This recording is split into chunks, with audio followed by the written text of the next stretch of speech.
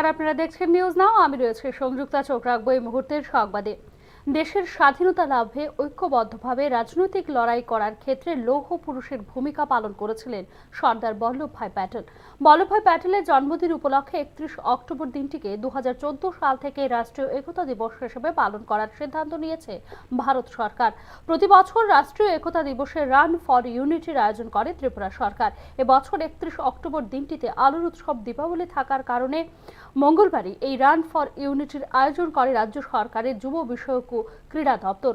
অনুষ্ঠানের উদ্বোধন করেন মুখ্যমন্ত্রী ডক্টর মানিক সাহা। স্বামী বিবেকানন্দ ময়দান থেকে শুরু হয়ে এই একতা দৌড় পরিক্রমা করে শহরের বিভিন্ন পথ।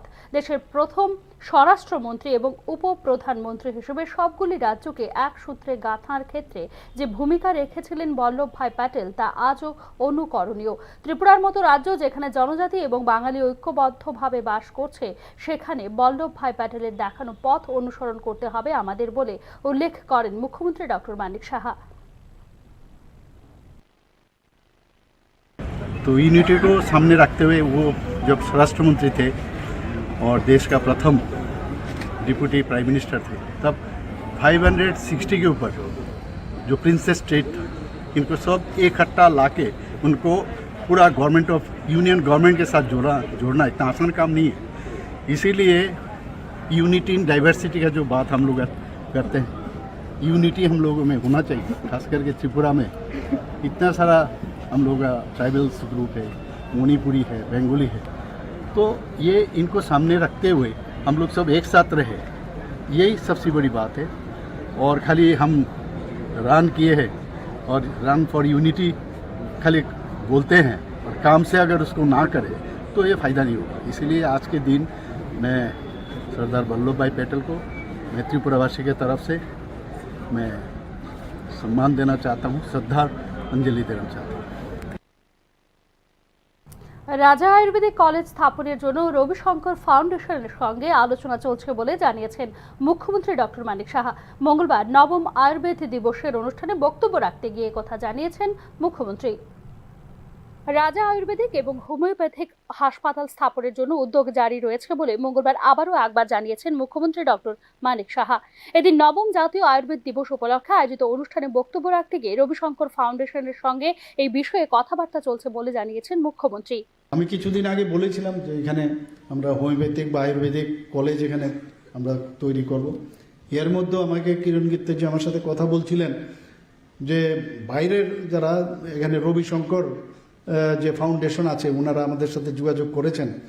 যদি চেষ্টা হবে, অনেক সময় অনেক জিনিস বললে হয়তো বা পরবর্তী সময়ে দেখা যায় সেটা মেটেরিয়ালাইজ হয় না, কিন্তু আমাদের চেষ্টা আছে এবং যখন চেষ্টা আছে সেটা হবে। এবং তার প্রকৃত উদাহরণ হচ্ছে ডেন্টাল কলেজ। আপনারা সবাই জানেন যে ডেন্টাল কলেজ খুব অল্প সময়ের মধ্যে আমরা সেটা করেছি। তো ওয়াই নট আয়ুর্বেদিক কলেজ এবং হোমিওপ্যাথিক কলেজ, এবং সেটা আমরা করব। এবং একটু আমাকে যা উনি বললেন যে ওনারা বলছেন যে ওনাদের পক্ষে সম্ভব। গভর্নমেন্টের তরফ থেকে সব কিছু হবে তা না, যারা প্রাইভেট ইনভেস্টররা আছেন, যারা ফিলান্থ্রপিক এই ধরনের ওয়ার্ক করেন, তাদের মাধ্যমে বড় বড় ইনস্টিটিউশন তাদের আছে, তো তাদের ক্রেডেনশিয়াল দেখে নিশ্চয়ই ওনাদেরকে বলবো আসবার জন্য। রাজ্যে একটি মেডিকেল হাব গঠন করার জন্য অ্যালোপ্যাথি চিকিৎসা ব্যবস্থার পাশাপাশি হোমিওপ্যাথি এবং আয়ুর্বেদিক চিকিৎসা পদ্ধতিকেও সমানভাবে গুরুত্ব দেওয়া হচ্ছে বলে জানিয়েছেন মুখ্যমন্ত্রী। তবে এই ক্ষেত্রে চিকিৎসকদের রেফার করার মানসিক প্রবণতা বন্ধ করতে হবে বলে অভিমত ব্যক্ত করেছেন মুখ্যমন্ত্রী। বারবার আমি যেটা বলছি, এখানে একটা হেলথ হাব করার জন্য, এবং যেহেতু আমাদের আর দুটো হোমিওপ্যাথিক আয়ুর্বেদিক এবং আপনারা সবাই জানেন যে এর মধ্যে সুপার স্পেশালিটির একটা হসপিটাল আমরা তৈরি করার চিন্তা ভাবনা করছি। প্রায়শ আমরা দেখি যে অনেক লোক বাড়িঘর বিক্রি করে বাইরে চলে যায়, আর একটা মাইন্ডসেট হয়ে গেছে বহু লোকের, বহুদিনের এটা সমস্যা যে কথায় কথায় বাইরে যাওয়ার একটা প্রবৃত্তি মানুষের মধ্যে আছে। যে চিকিৎসা আমাদের এখানেই হয়, আমি বারবার বলছি, পিএসসিতে যে ডাক্তারবাবু আছেন, অনেক সময় দেখা যায় যখন পেশেন্ট বা পেশেন্ট পার্টি পেশেন্ট যায় যখন, তো ধরে নেয় যে পিএসসির যে ডাক্তার দেখা যায় সে হয়তো বা ভালো চিকিৎসা করবে না, তাকে তাড়াতাড়ি ডিস্ট্রিক্ট হসপিটালে পাঠাতে হবে, সাব ডিভিশনাল হসপিটালে পাঠাতে হবে। অথচ সেই ডাক্তারবাবু কিন্তু একই কলেজ থেকে পাশ করা এবং ওনার যে জ্ঞান আছে যথেষ্ট, সেই ট্রিটমেন্ট করতে পারে। এটা মানসিক একটা মেন্টাল সেট আপ, সেটাকে আমাদের যারা ডাক্তারবাবুরা আছেন তাদেরও কিন্তু চেষ্টা থাকবে, এবং কথায় কথায় যে না এখানে হবে না, এই হবে নার কথাটার থেকে দূরে থাকতে হবে। হবে, কেন হবে না? এই চিকিৎসা এখানে সম্ভব। প্রয়োজনে এটা যা দরকার, যা ইনফ্রাস্ট্রাকচারের দরকার, কনজিউমেবল আইটেমের দরকার, যাই দরকার লাগবে আমাদের কাছে আনলে আমরা সেটা বলবো। তো আমার রাজ্যে একটি সুপার স্পেশালিটি হাসপাতাল গঠনের জন্য ইতিমধ্যেই দরপত্র আহ্বান করেছেন রাজ্য সরকার। রয়েছে আয়ুর্বেদিক এবং হোমিওপ্যাথিক মেডিকেল কলেজ স্থাপনের উদ্যোগও। তবে এক্ষেত্রে প্রয়োজনীয় বিশেষজ্ঞ চিকিৎসক নিয়োগ করা একান্ত প্রয়োজন। ইন্ডিয়ান মেডিকেল অ্যাসোসিয়েশনের দেওয়া তথ্য অনুযায়ী জাতীয় পর্যায়ে যেখানে গড়ে প্রতি 900 মানুষের জন্য চিকিৎসক গড়ে একজন, সেখানে ত্রিপুরা এর গড় হলো প্রতি 3153 জনের জন্য একজন চিকিৎসক। স্বাভাবিক কারণেই এই বিষয়টিতে পদক্ষেপ নেবার প্রয়োজন রয়েছে বলেই মনে করছেন চিকিৎসা বিশেষজ্ঞ মহল। ব্যুরো রিপোর্ট, নিউজ নাও। অনূর্ধ্ব 17 বেল্ট রেসলিং, পেনকেশন ও মাস রেসলিং এই তিনটি ইভেন্টে জাতীয় চ্যাম্পিয়ন হয়ে স্বর্ণপদক লাভ করেছেন ত্রিপুরার গর্ব কমলপুরের মেয়ে লক্ষ্মী রানী সিনহা। জাতীয় স্তরে চ্যাম্পিয়ন হওয়ার পর এখন আন্তর্জাতিক স্তরে অংশ নেওয়ার জন্য রাজ্য সরকারের কাছে সাহায্য প্রার্থনা করেছেন তার কোচ ও পরিবারের লোকজন। অনূর্ধ্ব 17 বেল্ট রেসলিং, পেনকেশন ও মাস রেসলিং এই তিনটি ইভেন্টে জাতীয় চ্যাম্পিয়ন হয়েছেন ত্রিপুরার গর্ব কমলপুরের প্রদীপ সিনহা ও কল্যাণী সিনহার মেয়ে লক্ষ্মী রানী সিনহা। তিনি ত্রিপুরা সহ পাঞ্জাব, হরিয়ানা, দেরাদুন, উত্তরাখণ্ড সহ বিভিন্ন রাজ্যের জাতীয় স্তরে অংশগ্রহণ করে একাধিকবার চ্যাম্পিয়ন হয়ে জাতীয় স্তরে স্বর্ণপদক লাভ করেন। তার এই সাফল্যের পেছনে রয়েছে তার অদম্য ইচ্ছা শক্তি ও প্রতিভা। কোচ আম্বর আলী গত 4 বছর ধরে লক্ষ্মী রানীকে কোচিং দিয়ে আসছেন। তিনি বলেছেন, ছোটবেলা থেকেই তার মধ্যে তিনি প্রতিভা লক্ষ্য করেছেন, তাই বিভিন্ন ইভেন্টে তাকে কোচিং করিয়েছেন। লক্ষ্মীর অধ্যাবসায়ের জন্য সে এত দূর এগিয়ে যেতে পেরেছে।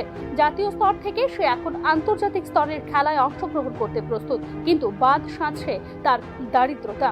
আন্তর্জাতিক স্তরে খেলতে গেলে আর্থিক সঙ্গতি থাকা চাই, এ ব্যাপারে চিন্তায় মগ্ন ফেডারেশন কর্মকর্তা সহ কোচ আম্বর আলী।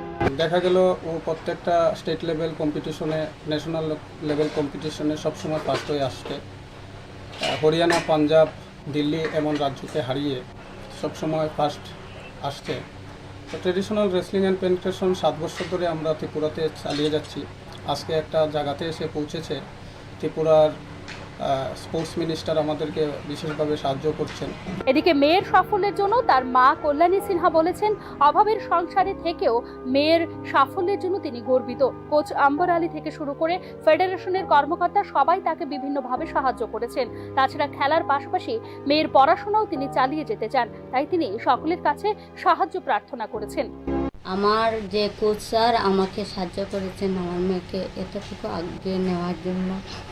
আর আমি অনেক কষ্ট করে আমার মেয়েকে আমি এটাতে করতে পেরেছি, তো আমার গর্ব। আমি অর্থের দিক দিয়ে অনেক কষ্টে আছে, আমি পারতেছি না। আমার লক্ষ্মীর এই সাফল্যের জন্য গোটা গ্রাম সহ মাদ্রাসা, দ্বাদশ শ্রেণী বিদ্যালয়ের শিক্ষক শিক্ষিকারও গর্ববোধ করছেন। তার সাফল্যের কথা বলতে গিয়ে একজন শিক্ষিকা বলেছেন, পরপর 3টি ইভেন্টে লক্ষ্মী স্বর্ণপদক লাভ করেছে, তাই একজন শিক্ষিকা হিসেবে তিনি গর্বিত। বেল্ট রেসলিং, পেনক্রেশন, মাস রেসলিং এই তিনটাতেই সে গোল্ড মেডেল। সেটা আমাদের কাছে বিশাল একটা পাওয়া, সেটা বলার ভাষা রাখি না আমার। সেটা আমাদের শিক্ষক শিক্ষিরা যতটুকু গর্বিত। কমলপুর সহ ত্রিপুরার গর্ব লক্ষ্মী রানী সিনহা জাতীয় স্তর থেকে আন্তর্জাতিক স্তরে সঠিকভাবে পৌঁছাতে পারবে তো? সংশ্লিষ্ট দপ্তর ও সরকার যদি আর্থিক সাহায্যের হাত বাড়িয়ে দেন, তবে লক্ষ্মীর মতো প্রতিভাবান খেলোয়াড়রা সাফল্যের চূড়ান্ত শিখরে পৌঁছতে পারবে বলে আশা প্রকাশ করছে অভিজ্ঞ মহল। ব্যুরো রিপোর্ট, নিউজ নাও। এখন সময় একটি বিজ্ঞাপন বিরতির। ফিরছে বিরতির পর দেখতে থাকুন নিউজ নাও। আপনি দেখছেন নিউজ নাও, আমরা জানি কোনটা খবর।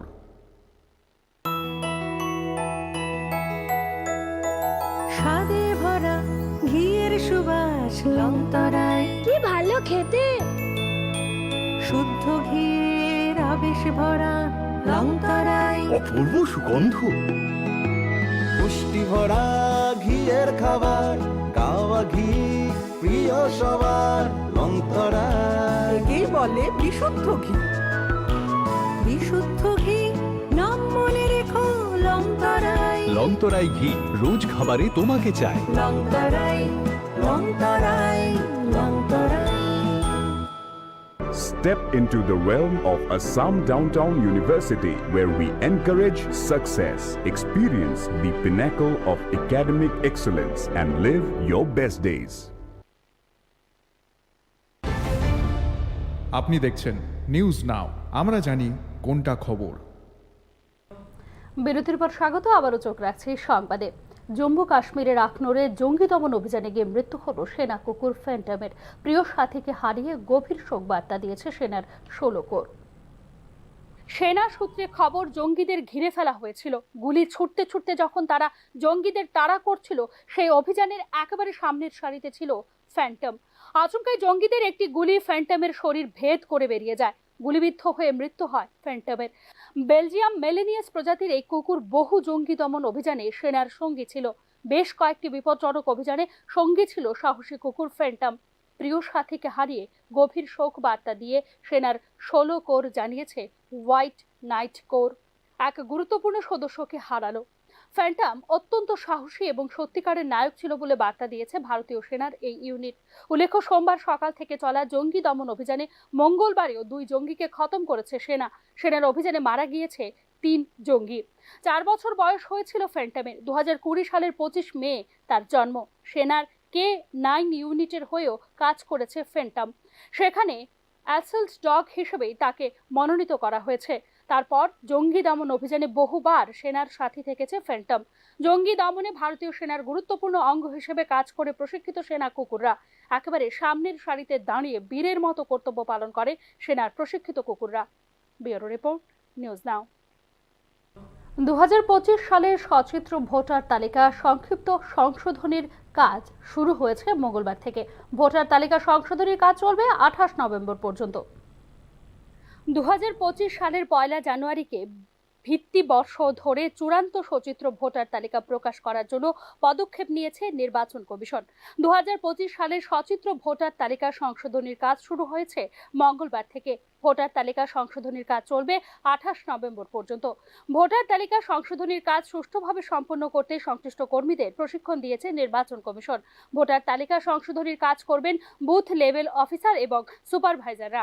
কিভাবে কত নম্বর ফর্ম পূরণ করে ভোটার তালিকায় নতুন ভোটারদের নাম তুলতে হবে এবং সংযোজন, বিয়োজন কিংবা স্থানান্তর করতে হবে ইত্যাদি বিষয়গুলি নিয়ে সুস্পষ্ট নির্দেশনা জারি করেছে নির্বাচন কমিশন। নির্বাচন কমিশনের দেওয়া তথ্য অনুযায়ী বর্তমানে ত্রিপুরায় ভোটার সংখ্যা হলো 28,56,925। তাদের মধ্যে 14,35,172 জন পুরুষ, 14,21,679 জন মহিলা এবং 74 জন হলেন তৃতীয় লিঙ্গের। বাধারঘাট বিধানসভা কেন্দ্রে সর্বাধিক ভোটার রয়েছেন 62,723 জন এবং সবচেয়ে কম 38,974 জন ভোটার রয়েছেন সিমনা বিধানসভা কেন্দ্রে। ব্যুরো রিপোর্ট, নিউজ নাও।